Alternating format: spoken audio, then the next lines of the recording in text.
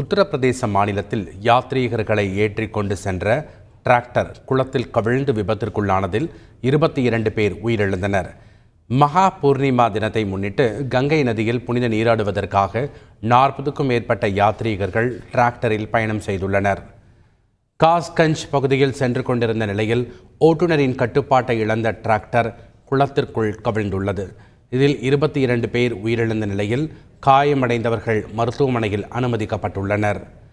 இதனிடையே இரங்கல் தெரிவித்துள்ள பிரதமர் மோடி, உயிரிழந்தோரின் குடும்பத்தினருக்கு பிரதமர் நிவாரண நிதியிலிருந்து 2 லட்சம் ரூபாயும் காயமடைந்தோருக்கு 50,000 நிவாரணமாக வழங்கப்படும் என அறிவித்துள்ளார்.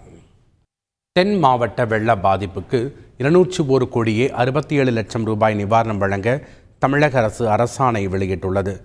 தமிழ்நாட்டின் தென் மாவட்டங்களில் கடந்த ஆண்டு டிசம்பர் 17 மற்றும் 18 ஆகிய தேதிகளில் வரலாறு காணாத அதி கனமழை பெய்தது. இதனால் பொதுமக்களின் வாழ்வாதாரம் பாதிக்கப்பட்டதோடு வேளாண் மற்றும் தோட்டக்கலை பயிர்களுக்கும் பெரும் சேதம் ஏற்பட்டது.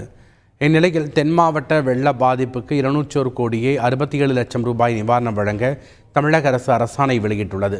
2,61,000 விவசாயிகளின் வங்கிக் கணக்கில் நேரடியாக வரவு வைக்கப்படும் என தெரிவிக்கப்பட்டுள்ளது. வரும் 26ஆம் தேதி திருச்சி ரயில்வே கோட்டத்திற்குட்பட்ட பல்வேறு பகுதிகளில் அம்ரித் பாரத் திட்டப்பணிகளுக்கு பிரதமர் மோடி அடிக்கல் நாட்ட உள்ளதாக ரயில்வே கோட்ட மேலாளர் அன்பழகன் கூறியுள்ளார்.